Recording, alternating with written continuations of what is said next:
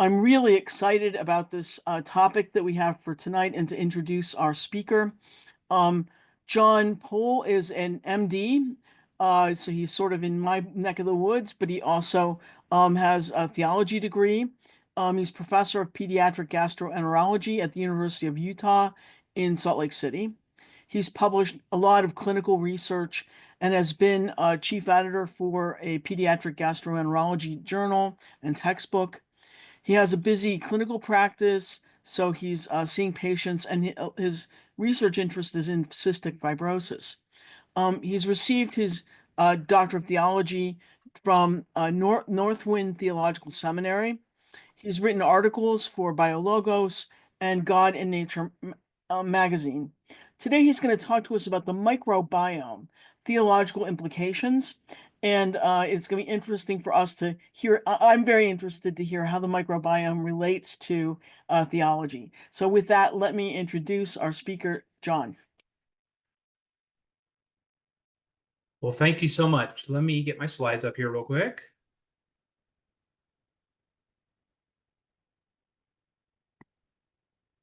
And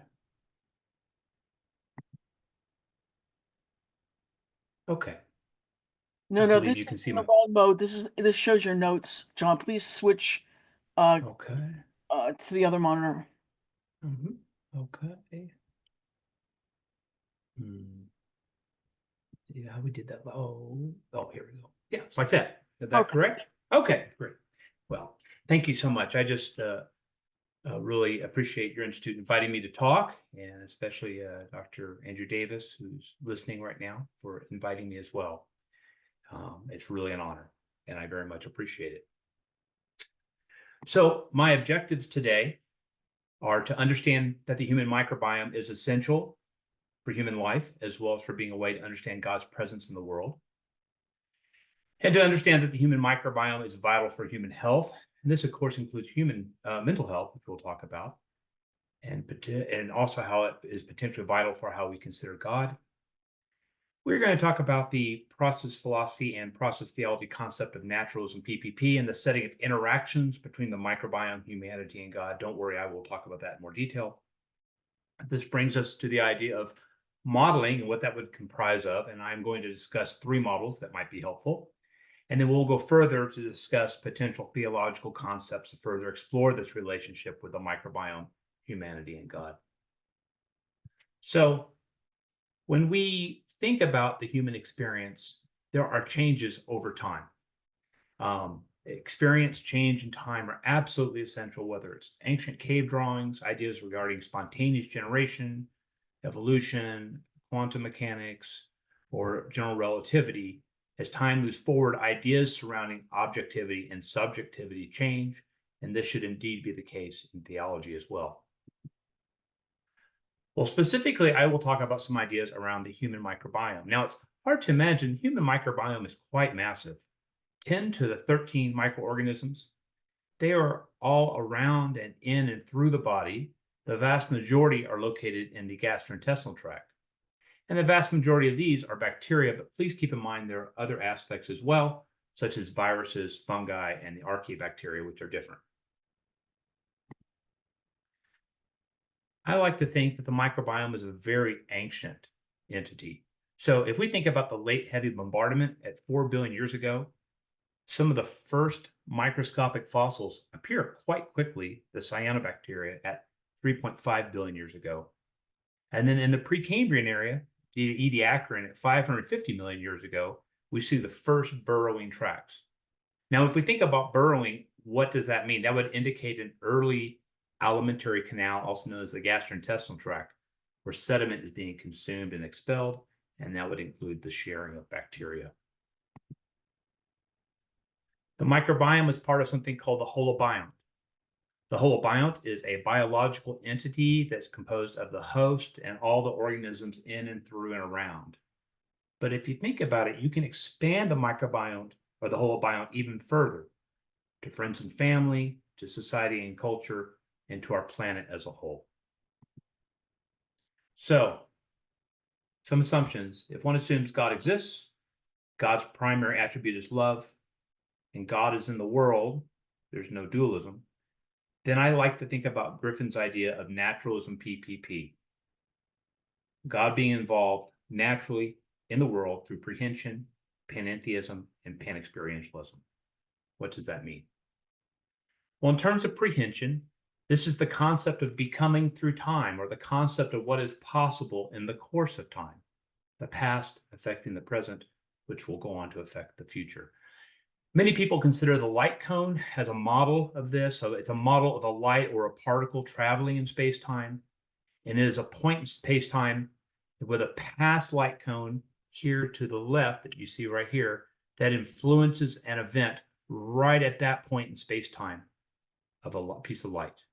And all events in the light cone are causally connected from the past to the present and on to the future. Panentheism, all of nature is in God. I like to think about it from both the Hartshorne and the Ord perspective. Hartshorne calls this the dipolar deity. Ord calls this the binate deity. But whether you're talking about the protean manifestations of God and the time-aware concrescent manifestations of God, all of nature is in God. And finally, panexperientialism, the last part of naturalism PPP. I like to think about Whitehead's quote here: the electron blindly runs either within or without the body, but it runs within the body in accordance with its character within the body. That is to say, in accordance with the general plan of the body, and this plan includes the mental state. So the electron, in many ways, matches metaphorically the individual components of the microbiome and its host, which would be us. So let's think about this connection between naturalism PPP, the microbiome as a whole, including the individual components, and the human being, which is the host. Well, let's look at some considerations of the microbiome in the setting of our species. When a healthy microbiome becomes unhealthy, it is defined as dysbiosis. All of the following conditions and the surroundings surrounding that circle there are associated with changes in the microbiome. And it's quite impressive if you think about it. I did put a star up top by inflammatory bowel disease, which is an autoimmune disease that affects the intestinal tract. This includes Crohn's disease and ulcerative colitis. This is something I take care of. So this is something I pay attention to. But more importantly for this talk, if you look down below, brain disorders including Parkinson's disease, Alzheimer's, anxiety, depression, these are things to think about neurologically, which have implications for consciousness. When we talk about the interaction between the microbiome and the rest of the body, so the intestinal tract to some other aspect of the body, that's called an axis. And let's talk about one in particular. This is called the gut-lung axis. So when there's dysbiosis or the microbiome is being perturbed and is not working correctly or has more pathogenic bacteria, it's going to cause problems with the lungs. And you might think that's interesting. Really? I can give you two examples. Well, you mentioned earlier that I do clinical work in cystic fibrosis, and I indeed work in a very large pediatric cystic fibrosis center. In children with cystic fibrosis, if they have a decrease in quote-unquote healthy bacteria, such as Parabacteroides, they have an increase in a bacteria called Pseudomonas aeruginosa, which is a terrible infection that once it gets into the intestinal tract, can spread to the lungs potentially and cause lung disease. And it's a terrible bacteria in patients with cystic fibrosis. You can see here on the left, these are normal lungs. These are very scarred lungs from cystic fibrosis. Another type of bacteria, Rheumatococcus, if that is increased in patients with cystic fibrosis, that also improves lung function. But keep in mind, there are so many other factors coming into the present affecting that patient. I listed some of these. There are in many ways just epigenetic factors. The severity of the cystic fibrosis gene mutation, antibiotic use, so including lack of antibiotics or multiple antibiotics or types of antibiotics, the nutritional state of the patient, quite important, type of diet, the use of the new medications we have available for cystic fibrosis to make the chloride channel work now. These are called CFTR modulators. These all affect the microbiome as well as health outcomes for the patient. Another example of the gut-lung axis is the SARS-CoV-2 virus, which was involved with a COVID-19 recent infection or pandemic, I should say. We all know that COVID-19 infects the lungs and causes lung injury, but often people don't realize it causes a significant effect on the gastrointestinal system.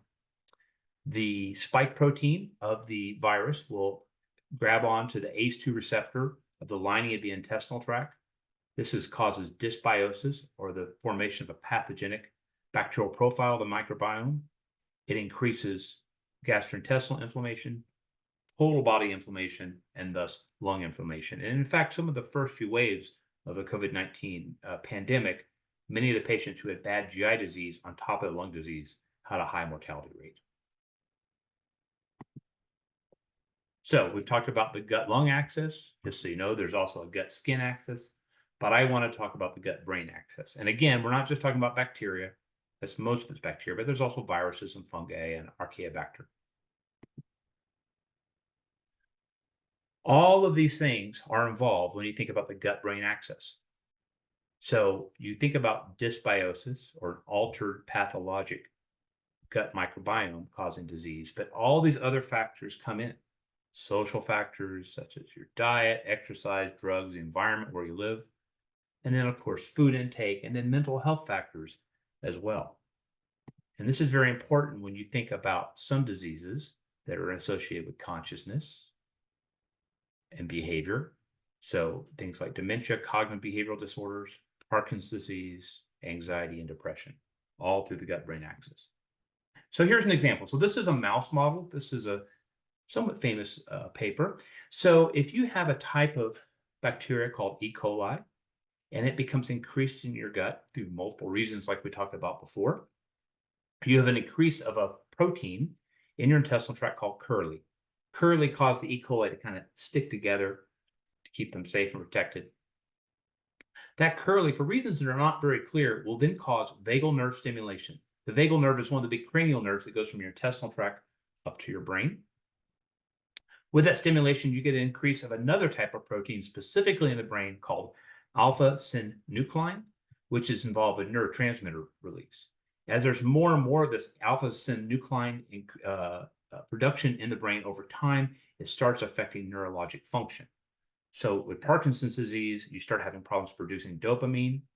And so mice that are having increased alpha-synuclein due to curly formation of the gut, they do not have very big dopamine producing regions of the brain compared to a control mouse.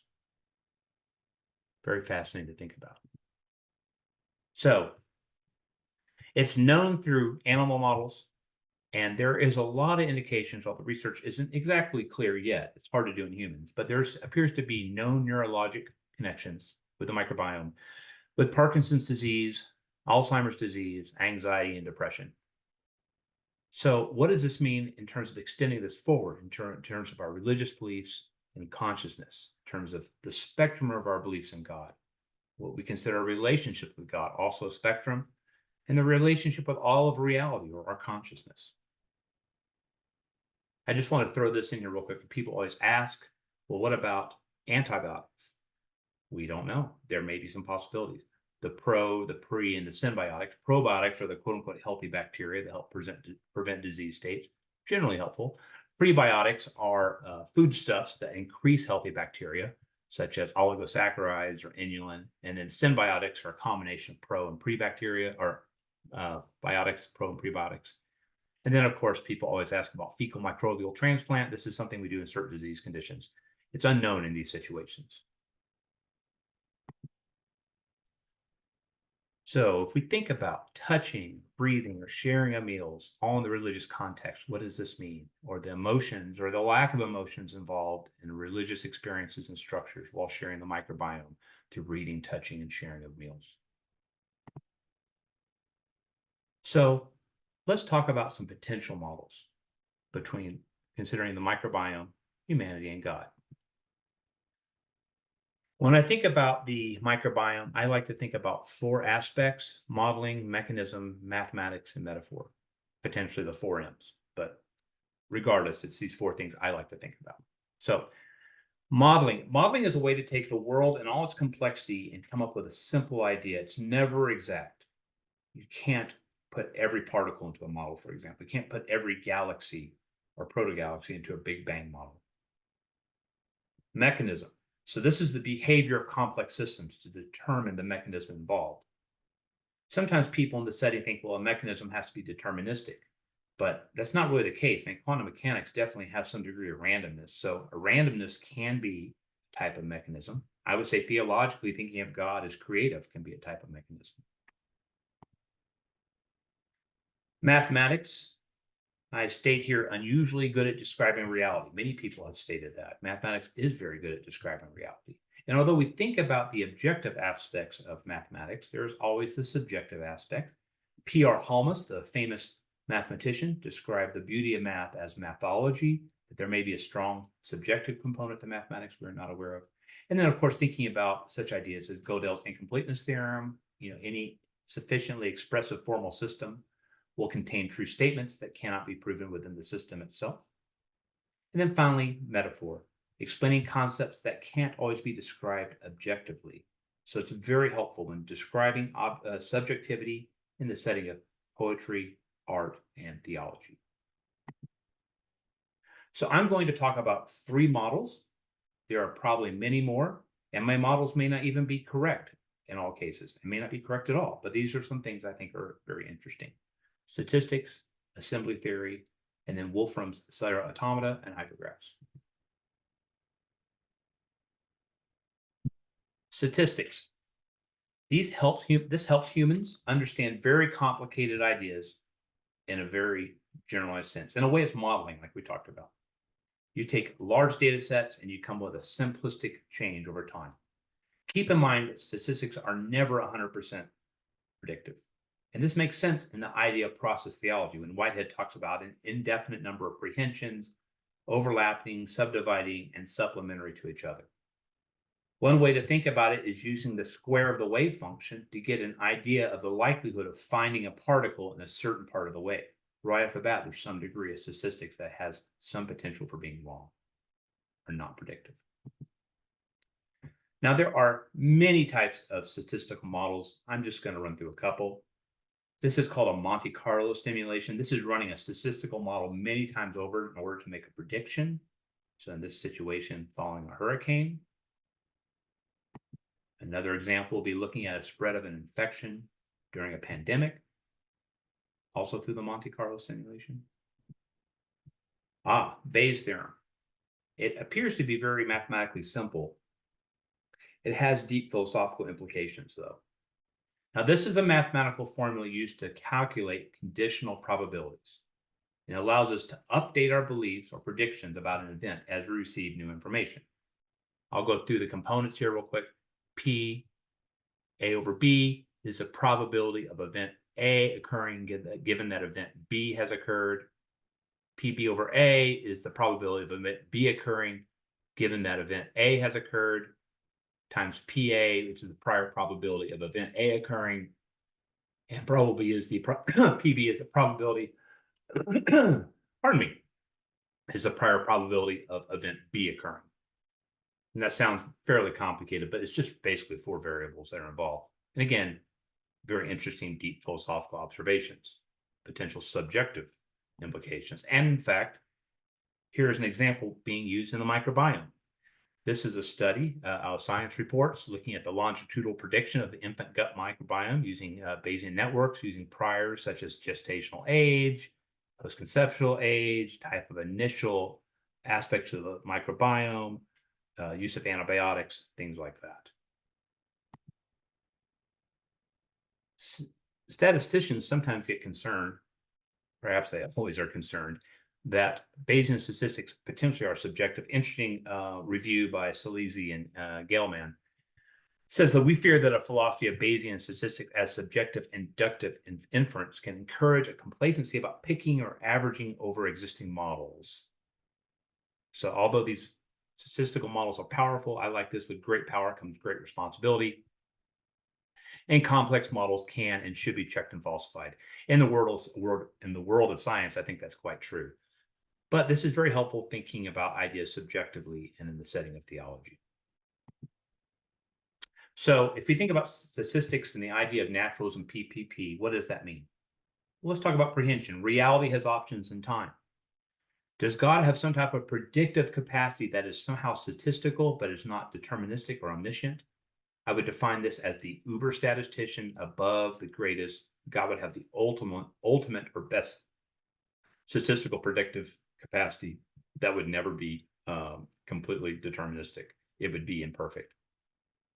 In terms of panentheism, if the future is not deterministic, does God, containing all, in reality have the potential to change as things are not deterministic?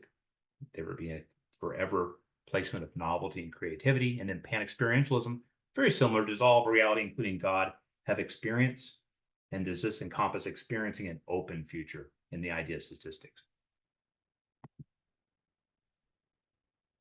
Number two, assembly theory. This was developed by Dr. Lee Cronin at the University of Glasgow. He came up with this idea to come up with molecular signatures to differentiate life from non-life. Might be very helpful on this planet, but it might also be helpful using mass spectroscopy and things like this to find life on other planets. But I would think there are some potential theological implications as well when thought about subjectively. This is all based on something called the molecular assembly number, or the MAN, or the MAN. This is the number of steps needed to make a molecule from simpler components. And the theory from Cronin's group is that molecules with a higher molecular assembly number, typically greater than 250 Daltons, are associated with life. So, in assembly theory, when you're trying to determine your molecular assembly number, you want to get the smallest number of operations to produce an object. So let's look here at this complex square with a hole consisting of a initial red square and blue square. What is the simplest number of steps to get to that? Another example, the word abracadabra, and this is from Cronin's lab here, by the way. I didn't come up with this. Using the letters A, B, C, D, and R, what is the shortest number of steps to produce the word abracadabra? So if it works for squares, works for letters, what about forming molecules? So oxygen and nitrogen, the smallest number of steps to make dinitrogen trioxide. So what happens here? He did some work looking at random walks on weighted trees. Now that sounds kind of complicated, but it actually really isn't. A random walk is a type of model, again, we talked about this earlier, that describes a path that consists of a succession of random steps in some type of mathematical space. Each step is completely random, and the next step is independent of the previous one. You would see such an idea, it's been described in Brownian motion, or how the stock market changed. And then a weighted tree is just a data tree structure that has numbers on it. Okay. What they found is that when they take these models and they run them millions and millions of times, that complexity, larger molecules, are associated with a lower probability of occurrence. So those molecules requiring a higher molecular assembly number are fairly rare. And again, we're trying to look at biologic versus non-biologic. To give you an idea here, just real quick, I'll show you. This is 10 to the 25 runs to get these higher molecular assembly numbers. And 1 star in the entire Milky Way is 10 out of 11, as opposed to 10 out of 25. It's very interesting. So then he did some work. It's a good article in Nature Communications. So looking at the legend at the bottom, different colors, looking at abiotic, biological, dead, then some blinded particles, just so that the author didn't know what they're looking at first, and then inorganic, non-carbon. And so when they did mass spec on these, mass spectroscopy, they found that those that are associated with life, such as brewery yeast and E. coli, had very high molecular assembly numbers, as opposed to even organic compounds that were abiotic, such as those you might see in the Miller-Urey experiments, and those compounds are dipeptide 1.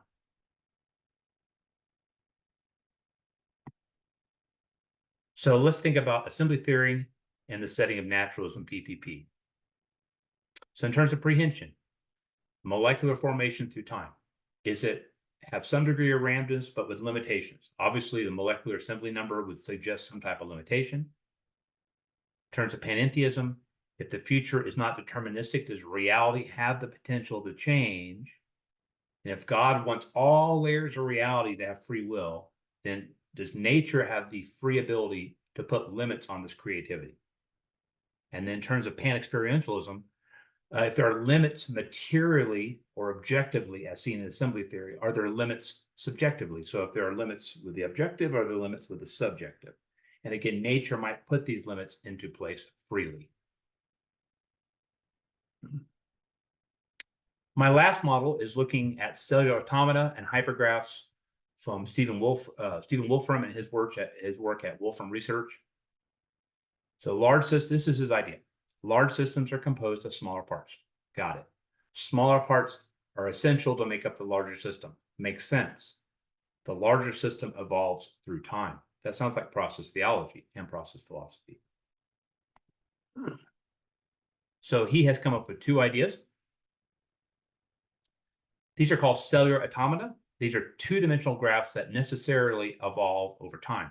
There's many equations that are involved with this. The most famous one is Wolfram Rule 30, where the cells are binary and they have a bottom square that's either white or black, and the binary code is 000, 111102, or just basically 30. So as you go to the next row to determine what it's made of, what color you're going to put is based on the neighborhood above it. So this is what happens in this situation. So let's expand it. This is 20 generations of time.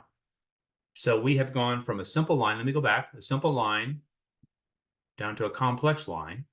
And by the way, this pattern has been seen in nature. It's actually been seen, there's a type of a shell called the Conus textile shell. This actually has Rule 30 on it. And there is some research to suggest that human retinal formation has some degree of Rule 30 on it. Okay, now guys, we're going to see if this works. I tried to put a little YouTube video here, and you're going to have to be patient with me. So this is extending over time. Let me back it up. Maybe I can't. You guys are being so patient. Thank you. And I apologize. We may have some problems here. But this all started, try one more time. This all started with that singular equation over time, going over thousands of times. This is two-dimensional. So think of it, for example, as an initial action between an individual bacteria and the rest of the microbiome, or an individual bacteria and the host, and you get increased complexity over time. Some ways I would say this is subjectively beautiful. You guys are being patient with my YouTube ability. Thank you.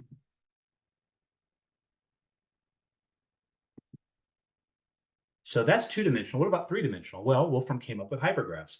And these have nodes, which are the various vertices and the edges of a graph. So here's one of the hypergraphs that Wolfram came up with. So you have a vertex. Oopsie, let me go back. There we go. Okay. You have a vertex going to Z, a vertex going to Y from an initial X. And when you see that, you put a component W in there, and that forms the hypergraph, and it extends over time. What does that look like? Let me see if I can back it up, because it really is, I think, kind of pretty. Okay, well, we just won't do that.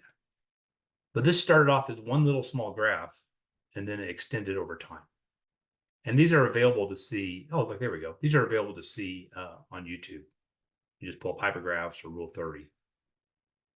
So again, this could be a representation of a downstream effect in a spectrum of the microbiome interacting among its individual components or between the microbiome and its host.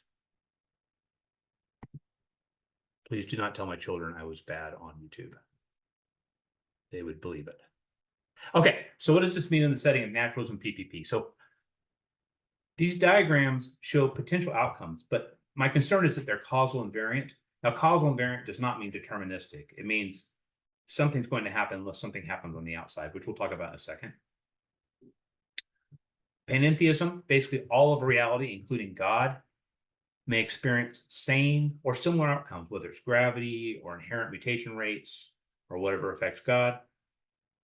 But random events coming into a causal invariant chain can change predicted outcomes. And then pan-experientialism, thinking about those cellular automata that change over 2 dimensions, or the hypergraphs, which are over 3 dimensions. All of nature experiences on-off mechanisms or a spectrum response that interact with the environment. The other thing is, I think these figures show subjective beauty, but they may be a bit too pattern-like to suggest creativity. But I do think they're pretty. But this is seen in biology. For example, the GABA receptor, involved with calming the brain, that's used to reduce anxiety, is strictly an on-off receptor.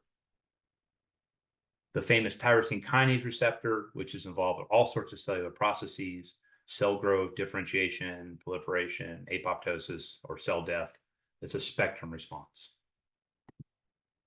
And this is what I'm talking about causal invariance, in my opinion. You take the dominoes, you're going to have a deterministic outcome when you push them over. But if someone puts their hand in there to stop it, that's an outside event coming in. Okay, so how do these models work in the setting of the microbiome and process theology? So time is essential here. As we talked about earlier, bacterial receptors, and actually the receptors in the lining of the intestinal tract, are off on, take glucose in, not take glucose in, or have a spectrum response. Bacterial cells and the intestinal cells, importantly, the intestinal cells lining the intestine divide, that's an on-off. Yes divide, no divide. The immune system responds, it's either on or it's off, like in the setting of someone receiving chemotherapy or someone with HIV, or there's a spectrum of response. Then human health, and that considers mental health as well, responds to the microbiome and the immune system, which we talked about earlier. That's a spectrum response. And then further, the external environment responds to the human, which responds to the microbiome, and that's a spectrum response as well. I like to think of it this way. So let's think we take an individual E. coli and we go through all these various boundaries, the environment, the host genetics, the diet, the culture, and there will be a necessary change over time. And the E. coli can do various changes in terms of how it interacts with its neighbors, how it metabolizes, whether it divides, whether it protects itself. But there are limitations in what it can do. I call this concept theological limb delta, which we'll talk about later on. But this changes over time through each boundary. As we get to the end of the boundary, well, this boundary just keeps changing over time. So it looks like it's going back, but it's going to keep going through these boundaries at all times. So this kind of helps you think about prehension and some of the possibilities of novelty. Well, we know this is possible in the real world. So how does your microbiome change over time? As you get older, your diversity of your microbiome becomes less. You tend to get a buildup of what are called anaerobes, which tend to be more pathologic or dangerous over time. As you get older, you tend to produce more E. coli in your gut biome and lactobacillus. Some interesting work as you get older as well. As you can see, as you have an increase in the number of underlying conditions, you can have an increase in Clostridium and biophilia. And this is a problem. Clostridium is a gram-positive bacteria that's associated with abscess formation, appendicitis. So as you get more health conditions, you tend to get more Clostridium and biophilia. As the number of medications increase as you get older, you tend to have more Klebsiella, which is a gram-negative bacteria, which is quite dangerous, associated with hospitalizations and several other health conditions. And so we talked about how this change over time, it just occurs in one singular human. But there can be large swaths of time where you will see prehension. And for example, you can see in the microbiome compared to animals, over time, the human has a very similar microbiome to other primates, but over time it separates from other things such as the fish or birds or bats. So this again suggests over evolutionary time, the capacity for new possibilities and novelty. So let's talk about how all this works. If you look at prehension, does statistics work as a potential theological idea? I think so. Prehension suggests that past events can affect future events, but they're not necessarily deterministic. How about assembly theory? I have a hard time with assembly theory working with prehension. I mean, there may have some limits for long-term function, but there appear to be some limitations. How about Wolfram cell automata and hypergraphs? I would say yes, because the past indeed affects the future in these real mathematical structures. How about panentheism? We just did prehension about panentheism. Well, I like to think about the similarity, metaphorical similarity between the coral reef and the microbiome because of the direct interactions with the human and the environment. What do I mean from that? Well, think about the coral reef. It protects from flooding. It provides food, not just for the local ecosystem of the fish, but for humanity. Their diversity is very important for human health. We're dealing with that with global warming right now. Very important for the atmosphere and for food production. So that's the coral reef. What about the microbiome? Well, it protects from infection. It provides food for the human host and for the bacteria through metabolism and breaking down nutrients. As we talked about previously, it's very good to have a diverse microbiome. And it's very good. Having microbiome health is very helpful for promoting health of the overall environment. So for other humans, so example, disease prevention, for example. So let's think about panentheism.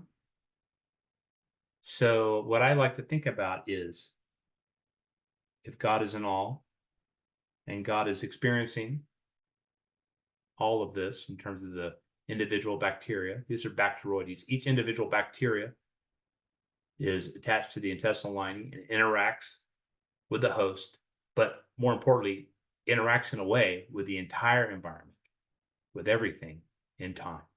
So in a theistic sense, God is in all. Host, microbiome, the external environment, God is there. And this whole environment is massive and perhaps infinite when you consider the cosmos. I came up with this diagram a few years ago.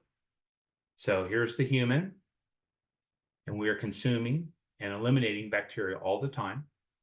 This is present on our planet. So the microbiome, the environment, and the human, all of humanity interacts in time. This contains all of nature, which is all contained in God. It makes you think about panentheism. So statistics, I think that makes sense.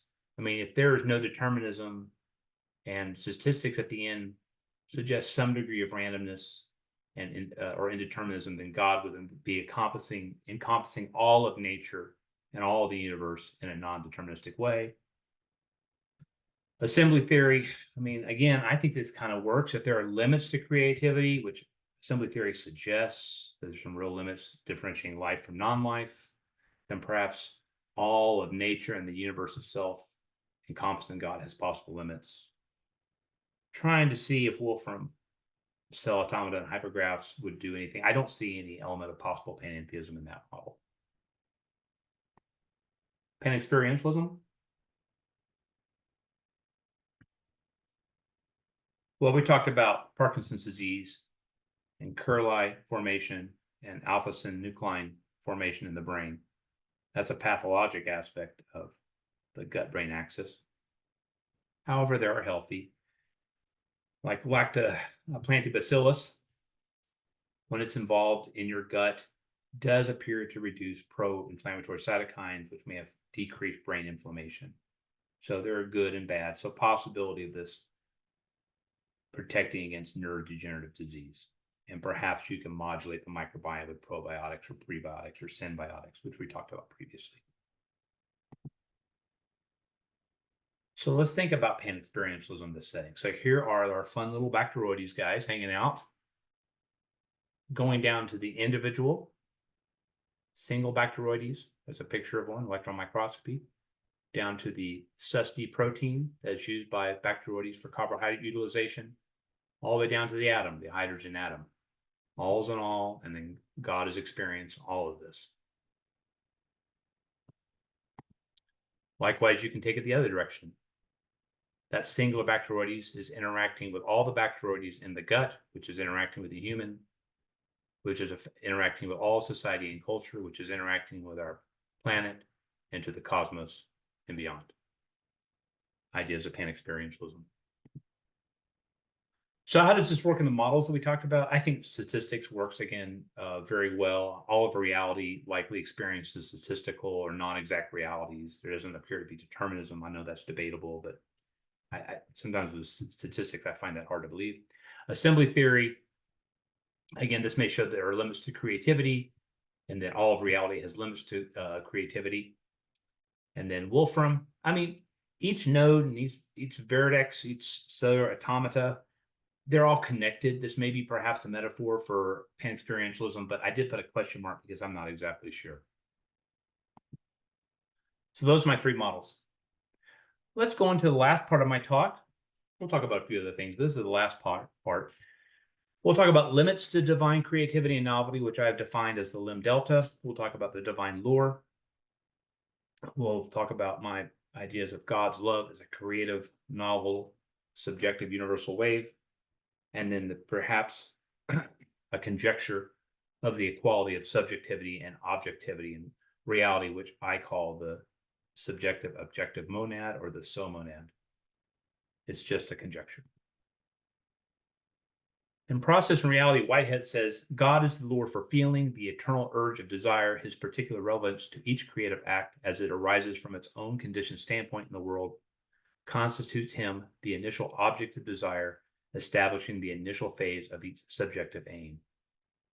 So we live in a world where the change is forever present in real time, but we don't see the full exploration of creativity in our visible universe. I can't talk about things that are occurring beyond our visible field or if there are other universes. But for example, I like to give is that turtles don't fly on our planet. Turtles don't fly. So in the setting of process theology, if there is complete freedom everywhere and complete freedom at every level of nature, this includes even the freedom to place limits. I call this the lim delta or the limit to change. So whether we think about from the cosmos to our planet, to the individual, to the bacteria, the microbiome, individual bacteria, to the microbiome as a whole, to atoms, they are all present together, pan-experientially, but they all have limits. Galaxies, they have the aspects of gravity, how dark matter likely affects gravitational rotation. Most gravities have a black hole in their center. Let's talk about our planet. The need for water and a thermal center and a magnetic field simply to be our planet. Humans, food, water, shelter. The microbiome, right? Very essential. And then I go down further. What are the needs? What are the limits? The type of energy source for the bacteria, the type of host. And of course, then we talk about atoms, the essential need for a nucleus and a charge and electrons, things like that. And on all such aspects, there's a lim delta in place. The freedom of nature to place limits. Next, the divine lore. The presence of time and then as well as change suggests that God enjoys nature's creativity. And what is this goal of continuing creativity? And what if we define this goal as the good, whatever that means? I would define this as a divine lure. It's a patient lure. It's a loving lure. It's a non-deterministic, non-judgmental lure. Couple ways to think about it. Hartshorne has described this as the dipolar entity or deity, or to describe this as the binate deity, in which when you look at all of reality in the universe, you have this eternal background protean manifestation of God, for which, in a time-aware aspect, concrescent real manifestations of God can be seen through our universe. How would I define this in divine lore? The divine lore is present, ever luring, for the potential for concrescent manifestations of God. Another way to think about it is on the left, God in the universe moving eternally through time, creativity occurring through time, both having creativity through time versus the divine lore, again, passive but through love of creativity, slowly calling to every aspect, every layer of nature through time, with the universe potentially having lim delta in place to freely put limits if needed. So I think about this as a universal wave. So if we think about, like, for example, quantum field theory, for which I'm not an expert at all, there are matter fields, force fields. So I know that in terms of what the thoughts are quantum field theory, that there are excitations in the waves producing the particles and the forces. These are objective waves.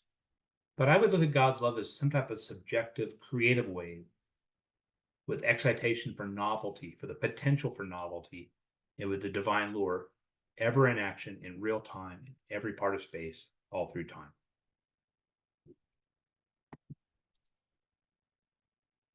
I like to think about this in terms of evolution. This is a very famous figure. This was developed by Stephen Jay Gould. It's the left wall of evolution, or the wall of complexity, where over time, here we go, over time you get rare complex organisms, whether it be diplodocus or baboons or humans, with this huge background of bacteria. So maybe this will give us an idea about a universal wave of desire for creativity and novelty from a biological perspective, but from a theological argument. Now, these guys think about it completely differently. Stephen Jay Gould was at Harvard, great writer, by the way. He would say evolution is random, but affected by punctuated equilibrium, where there's these changes, massive changes in evolution over time, typically dealt with contingent historical events such as the asteroid strike 60, 70 million years ago. And so evolution to larger creatures would be rare because it's difficult to maintain such large structures through time. But at the same time, I like to think about that large mass of bacteria as some type of metaphor for the potential for novelty at all times. And when we talk about bacteria on our planet, we think about the bacteria in our microbiome as well. Simon Conway Morris, who was at Cambridge, he is someone who talks quite a bit about convergent evolution, in which there tends to be repeat evolutionary patterns. So evolutionary patterns are limited. These could be directed. And it doesn't necessarily have to be a theistic aspect of directed patterns. This could be part of our universe. But theologically, I think about the divine lore wanting creativity, but again, nature freely putting ideas regarding limb delta in place. So I like to think about God's love throughout space and time, of luring for creativity, but potentially meaning luring for the good. Finally, my conjecture of the subjective objective monad, or the somonad. This is very different from what Leibniz talked about. This is not these metaphysical, indivisible, immaterial substances throughout the universe, each one being unique. My proposition to think about, perhaps philosophically, perhaps theologically as a point to consider reality, is that every infinite point in space throughout time is infused with the potential for subjective and objective reality, the somonad.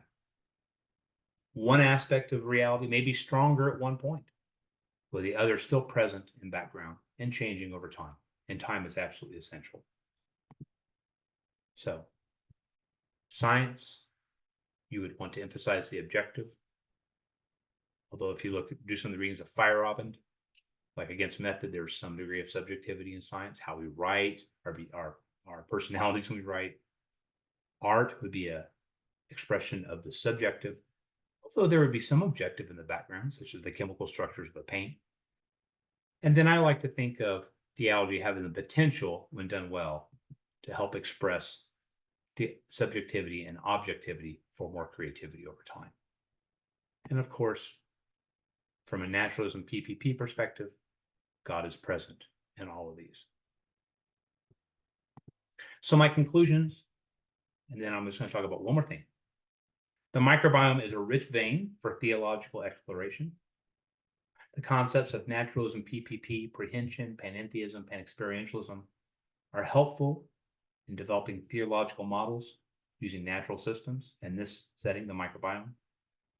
Ideas surrounding statistics, assembly theory, cellular automata, and hypergraphs, and I hope I explained them well, may prove to be fruitful models for science and theology, but I'll tell you, a lot more work is needed here.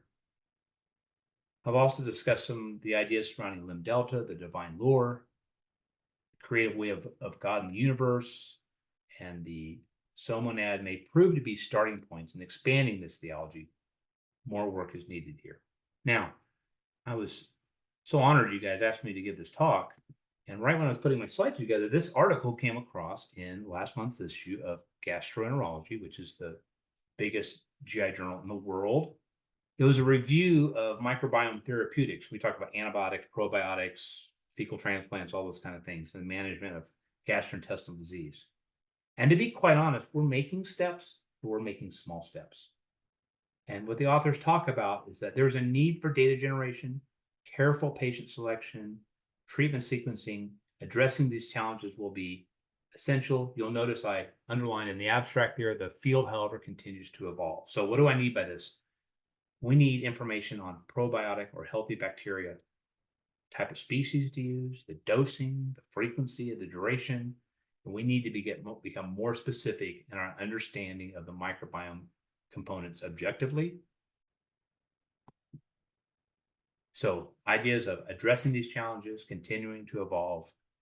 And this is where theology can make progress in the human understanding of divinity in the world around us. So science is just starting to work on this area. You think we've been talking about probiotics for a while, but we're kind of in baby steps still in many ways. And not always, but many ways. So while the science is making the baby steps, theology can really step in here. And I believe very, very strongly that theology and science work best when complementary and not opposed. And theology and science work best together when improving the outcome, not just of our species, but other species and our planet. I would like to thank these organizations and these individuals. You guys know Tom Orr. He was my dissertation advisor and a wonderful professor. Members of my dissertation committee, Jonathan Foster, who helped publish my book. And then Andrew for his inviting me. And then, of course, my wonderful wife, who's very, very patient with me. I want to thank Northwind Theological Seminary and the Center for Open Relational Theology. And then it was very kind of Wolfram Mathematica to have a theology student say, can I borrow some of your figures? And they were very open to it. So I was much appreciative. If you find my talk interesting, I do have a book, Theology of the Microbiome, available through Sacred Sage Press or through Amazon. And all the proceeds from the book are going to the Center for Open and Relational Theology. I will take comments and questions. As you see, objectively see snow in the mountains in Utah, but subjectively, I'm going to have some fun skiing here. And I just really appreciate you allowing me to talk. Great. Thank you, John. That was just fabulous. Could you take down your slides? And what we're going to do next is our respondent this evening wasn't able to make it. So JD Stillwater, who is part of our team for running these, has agreed to make some comments and maybe have some discussion with John before we go to Q&A. Hi, John.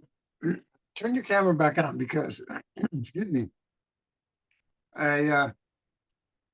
we talked a little bit during the tech checks before the webinar, and one of the things I said was I had a glimpse of the slides beforehand. I was like, I'm not sure I'm going to be able to keep up with this, and it was like drinking from a fire hose. And it may be that I'm not the only one who struggled to keep up. So very fascinating, very interesting. And I wonder if you could, for me and those who may have felt a little bit lost as you went through it, so much material. If there were just like one takeaway, what would you suggest is the one thing you want people to take away from what you presented tonight? I would think that the most important thing is that as we learn more about our world through science, objectively, I think necessarily the way we look at the world subjectively. You can see that in art. You can see that in theater. You can see that in literature. But I think that should also go into the ideas surrounding theology. We don't live in a world where the Earth is the center of the universe, and where the sun is the center of the universe. We are just one tiny planet in an insignificant galaxy. What does that mean for our theology? And so what models can we use? And I think the microbiome is actually very helpful in that regard. It involves change, it involves time. What does this mean, how we think about God? I hope that's helpful. I see. Okay. So are you thinking of the microbiome as one more, I almost might say a bit of scripture? When we are, as we are evolving our theological models, the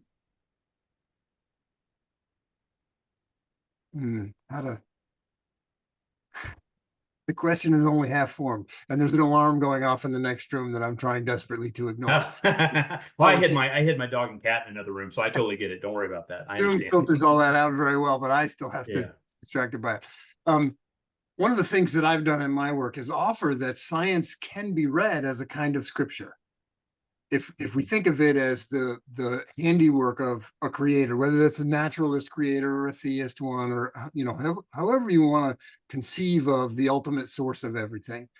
So what I think I'm hearing you say is that the microbiome ought to be an important chapter in that scripture, quote unquote, but maybe not the only one.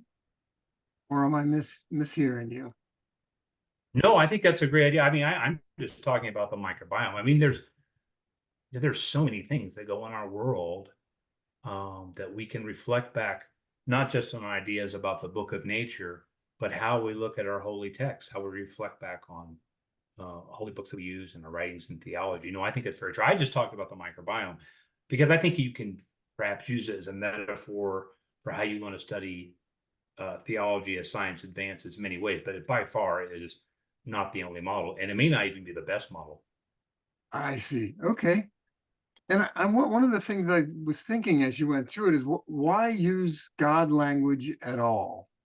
Is it because a lot of what you said was built on that naturalism PPP sort of orientation? Why do you use God language? And do you feel like this? Yeah. Like the three models that you mentioned would apply to any sort of conception of God, or is it limited to a more naturalistic conception? I think it would be hard, not impossible, for an Aristotelian idea of God, perhaps a Neoplatonist idea of God. I personally, for what calls to me when I see someone who works in the medical field, is both process theology and probably just to a degree even more open relational theology because the component of love. But if I think that the world is not deterministic, and it's not necessarily clear that the world is deterministic or not. I mean, this is a big debate. There are people who say it is, people say it isn't. No one knows. And perhaps there's a little bit of both, to be quite honest with you. But this God language is going to change based on how we observe the world. And how we observe the world is not just how I interact with my wonderful neighbors or interact with my wife and kids. It also interacts what I see in medical science or as the world advances from science as a whole. This all changes. It changes with politics as well, in my opinion. But I don't think these three models are necessarily perfect. I think they're fascinating models. I mean, my goodness, I think cellular automata make tons of sense when studying the microbiome. And in fact, I'm pretty sure Wolfram is starting to look at that aspect. I may not be correct on that, but I've been told by one of the people that may be doing that. So these make sense, but I don't know if they're necessarily correct models, incorrect. They make sense to me. But as hopefully I described in my talk, they're not perfect, and I'm willing to admit that. I would love for others to take that and run with it. One thing that stuck out for me in your talk, and I don't remember exactly what example you were using, but not too long ago, I read about a study that showed, or at least appeared to show, that the myelination in our brains was made possible by a virus that infected a fish, an ancestral fish, a fish that's an ancestor of ours, way back when, and left a short non-coding RNA piece in there that allowed for the myelination, which then over time allowed for much more complex brains than were possible before that. And so it's just another example of that microbiome, the axis between the microbiome and the holobont that it's part of, but then evolving through time and allowing for increasing complexity. I don't know if you saw that study. No, but that's really fascinating. I think there's a lot of ways you can expand this when we think about the book of nature. And I appreciate you say that. And I don't know, what I have to work with sometimes, is there a goal to this? Like TRD Chardin or Simon Conway Morris scientifically, is there a goal to this type of change? Or is it just change and novelty? What I think is interesting about what you told me is that when we think about the microbiome, we talk about the gut microbiome affecting the brain. Just so people know, there is no, as far as we know, brain microbiome. I mean, you can get, for example, the herpes virus. Yeah, you can get the herpes virus in your brain, which may have an association with dementia long term. But it's interesting that there was some infection that may have been helpful, millions of years ago that led to myelination of our brain, to us having very rapid Yeah, brain function now. well, So this would have been fascinating. way back during or before the jawed fishes. So we're talking millions and millions of years ago. Yeah. Devonian Probably or something. Yeah. before there Absolutely. was a blood-brain barrier. You Mm, mentioned so the interesting. somonad, and I may not even be pronouncing it right, and I can't claim to understand it, but when you were talking about it, I was thinking about complementarity, quantum complementarity, where you've got the subjective and the objective that we normally think of as completely different, like we think of waves and particles as being incompatible, the incompatible ways of thinking about how things work. And yet, at the quantum scale, we know that lots of phenomena they exhibit complementarity, where it's a lot like subjective and objective. Am I even close to what you're talking about with the SO monad? I think that's wonderful. I like that. I mean, and I call it conjecture, not a theory, because conjectures are not provable or improvable. They're just a conjecture. So I think that's a wonderful idea. I've thought about that before, but that would make sense. I think it makes more sense also just if you kind of consider the basis for reality to some degree, unless there's some type of variable that makes the world deterministic, that we have any external variable that we haven't found yet. I think that makes a lot of sense what you're saying. I like that quite a bit.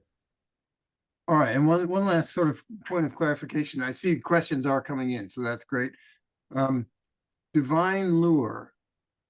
By that, do you mean that, or are you conjecturing or proposing that there is some sort of goal, some sort of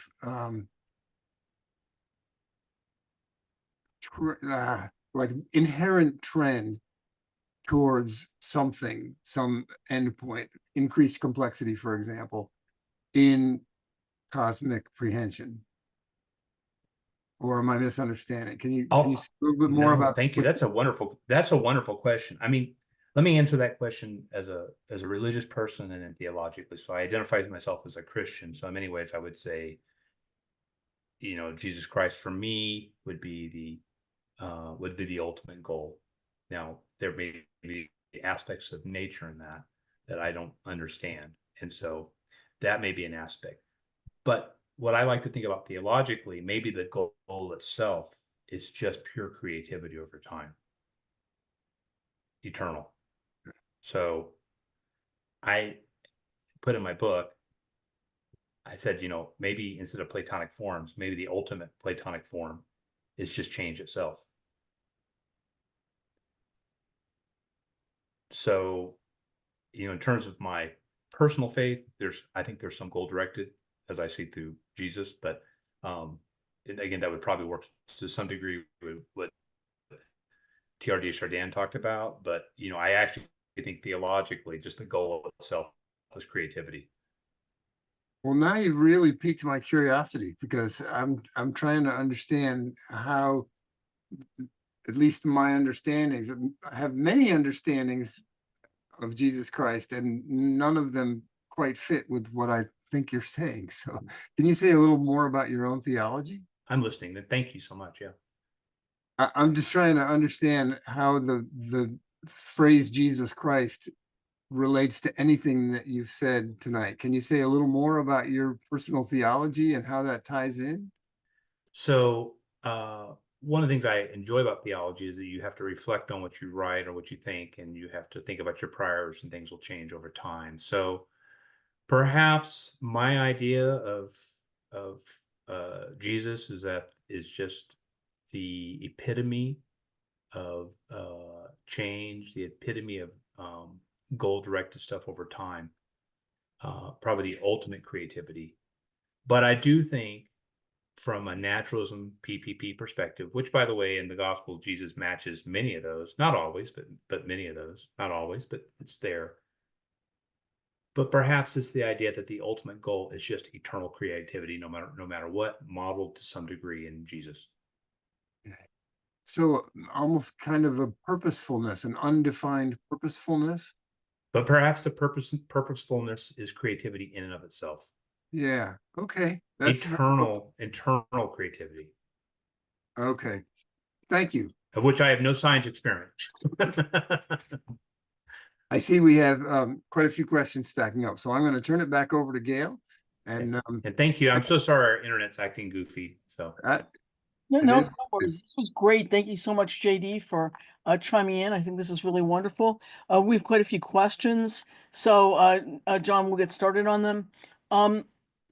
The first one is, I appreciate the science side of this presentation. I at least recognize most of the vocabulary and processes discussed. Are we not trying a little too hard to describe a God that matches the complexities of nature, especially when we try to tie nature's complexity with God's love? I may just not have enough of a grounding in philosophy, which I also believe introduces unnecessary complications. well, I think that's valid. I think that's valid. I mean, for me, working in medical science, I see many things that as things progress over time with therapeutics and disease outcomes, I do sometimes wrap up with my theology, like why are things getting better? Yeah, I mean, there's always an argument what are we seeing in the world naturally through observation that we can even match up to the divine if I'm understanding the question the right way. But I don't know. For millions of years or 100,000 years, Homo sapiens saw the sun come up, sun come down, and they were making theological arguments out of that. And we have just quantum physics, advances in medicine, ideas in general relativity are just simple looking at the sun going up, sun going down, and just more advanced observations. But I think that's a very valid question. I appreciate it. Right, thank you. Another question. I tend to think of time as scalar perception phenomena. The physical scale of a bacteria versus the physical scale of a galaxy creates a huge difference in perception of the passage of time. At a cellular level, the interactions that occur in 1 second are incredibly large, but on a galaxy scale in 1 second, the amount of change is almost non-existent. How does this affect the interaction and evolution of all things? Oh, that's a great question. Well, I would imagine that if we talk about it physically, yeah, there are changes based on time. So yeah, so the change that goes on in the milieu of your microbiome are in microseconds, of the individual human in days, in the society centuries, in the galaxy eons, billions of years. But it's still all time. It's just change. So if I say it is essential for change for time to be present, to have change, there may be scales in terms of that change. What gets really goofy, and again, I'm not a physicist, but when you think about general relativity and how time changes when you get near a black hole or when you're blasting away from planet Earth, or heck, even when you compare, the time of the type of Mount Everest to sea level, that time is very fluid. So it gets even more complicated than that. That's a great question. Great, thank you. Thank you for a superb presentation. You mentioned process theology. Is naturalism PPP considered to be a variant of process theology? Process theology, as described by D.R. Griffin, if you're trying to describe and change and not matter, those three aspects are extremely important. So if I look at process theology and process philosophy, the emphasis is on change and time and not material, then naturalism PPP, in my opinion, describes God in the world naturally, synced up very well with process philosophy and process theology. So prehension, the emphasis is on time. Panentheism, potentially on time to some degree, except in that all of nature is in God, and God's experienced time with nature, and the idea of a binate deity. And then pan-experientialism, if everything from the molecule changing to the bacteria dividing to the human being born and dying to galaxies being shredded apart and forming, this is all based on time. This is all based on experience together. Okay, great. This sounds a lot like Ken Wilber's idea of holons. On a physical level, it works beautifully, but as we increase into social structure, it becomes more problematic. Are you familiar with his work, and is there any aspect that would fit within the models you have presented here? I will express ignorance there, and I apologize if the commenter, my email is public. If they wanted to contact me and explain that to me, I would love to confer on that. Yeah, and the other thing is we will make this chat available to you, so they can always feel free to enter more information in the chat, in the Q&A, and you will get that. Yeah, and I appreciate people bringing up interesting concepts for me to Yeah. consider. It's very helpful. That's how we learn. Next question. I'm interested, not that this has anything to do with the presentation, but the first evidence of life on this planet is bacterial. And bacteria, simple organisms, have been discovered on other planets in our system, often in extreme conditions, and I think also in other systems. Are bacteria God's explorers wandering the universe? When finding a likely spot, setting the creation process in motion?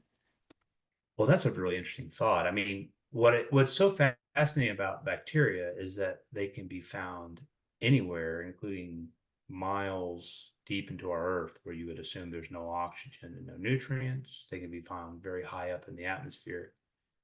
I think I heard them say there's bacteria found on other planets. I don't know about that. As I recall, back in the 90s, there was a thought that there was an asteroid that had some bacteria, but it really, as I recall, the cell structure was, the quote unquote cell structure was way too small to be consistent with bacteria.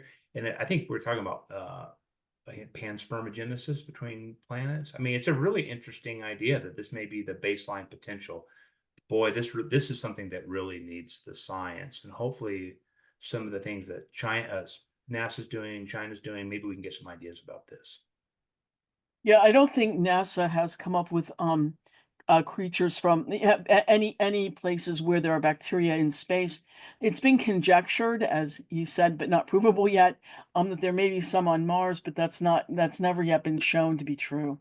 That would be the biggest It would be a big deal if we found it. You're right. discovery ever of humankind, life on other planets, I think. Yeah, I think so too. I have a question. I don't know if Maynard has a question, but why don't I ask mine, and then we'll give Maynard the chance to ask one if he has one on mine. You know, John, one of the interesting things is that microbiome is not just about gut, right? It's about skin. It's about, I mean, in fact, I know somebody that studies the vaginal flora to understand things about responses. It's about there's flora in our nose and mouth. Could you talk about an extension of this concept beyond just the gut microbiome into others? Oh, absolutely. So let's just talk briefly about, we talked a little bit about the lungs with cystic fibrosis and with COVID, which had massive, I mean, when you look at the literature of COVID-19 and its effect on really causing the density of the healthy lung microbiome to basically be decimated, that's really fascinating. We do know, for example, that there is a very healthy skin microbiome that keeps your skin formed. And in the setting of eczema, with all the inflammation, it changes to more pathogenic type Staph aureus type bacteria that causes disease. Your part about the vaginal canal, their very healthy microbiome is what you want to prevent infection of the baby in the uterus. And that is why, in many ways, there appears to be research showing that a vaginal delivery is much more healthy, getting that covered with that healthy bacteria, preventing diseases long-term, such as asthma, eczema, potentially reducing the risk of infections in the nursery. And there has been interesting work done with women who are having C-sections where the baby's not passing through the vaginal canal, where they will take the vaginal fluid and they'll wipe the baby down. So you're exactly right. There's really interesting microbiome activity throughout the intestinal tract. It's not as diverse as what you see in the GI tract. And when I talked about my idea about limb delta, perhaps there is limb delta on the various anatomical structures with the human. Great, thank you. Maynard, I don't know whether you have a question to ask. I saw you pop on. Yeah, thank you, Gail. I can't raise my hand to do this, but I have your book, John, Oh, and thank you. and when I spoke with Andrew about doing this webinar, it was because I thought it was so creative and an important approach, and the way that the questioner asked about why God talk, I think is a very important one, because that's the only way to get subjectivity into the discussion, because science has difficulty with that concept of subjectivity in its classical form. So I'm trying to sort out. I understand the SO monad, Mhm. and you mentioned that it's different from Leibniz monad. Why use that term at all?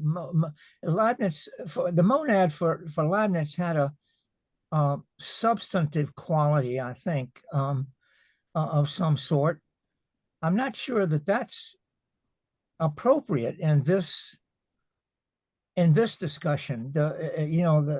Because most of us who are somewhat familiar with the concept of the monad, it just doesn't seem to me to apply here. I'm not sure why use that language. Oh, I think that's very valid. As I said, this was a conjecture. So, as a physician, as a pediatric gastroenterologist, we do a lot of DNA type work. We do a lot of biologic type work in terms of therapy. So there's a lot of, honestly, at times, not always, but at times, pretty hard science I have to apply to my patients. But just because I'm treating their Crohn's disease or their cystic fibrosis, that's completely objective. It has nothing to do with the more important aspect, which can affect, well, equal effect of disease outcome, is the dynamics of the family. Do they have enough food? Do they have enough transportation? Are they anxious? Are they getting to do what they want to do? So that's a subjective part in medicine. So medicine in many ways is the classic subjective and objective coming together. So I took that idea and I thought about, well, how does that work to other aspects of life and of science? So when you look at Feyerabend in his book Against Method, there's some things you can disagree wholeheartedly with that book, but certain things I like. For example, when he talks about some of the big scientific discoveries, when you look at the desk of the scientists, how they were writing objective things they were writing to family members as they were writing their science, it probably influences to some degree. I would further extend that on to, if you read a scientific journal, many times the way someone writes subjectively changes how someone can interpret the results. So I extended that further to think that perhaps all of reality has a subjective and objective component, both present at all time. I don't think we have defined subjectivity very well philosophically, how it works in reality. And that's either because I'm misinterpreting it, and subjectivity is really just material neurons firing in some way we just don't understand yet, or we need to take the ideas of subjectivity, whether philosophically or theologically, and advance further. But I think your criticism is quite valid. I was just trying to come up with a way to describe it. And there's no way to pronounce it. You can call it the SO-monad. You can call it the SO-monad. You can call it silly. I don't care. I think that's very valid what you're saying. Yeah, okay, that's helpful. That's helpful. Yeah, I have a few other questions, Gail, but I can pursue those by email later, because we're pretty much out of time. Okay, well, Maynard, let's just thank, John, let me thank you again. This was a fabulous presentation. You really did a good job. JD, thank you for filling in as a respondent.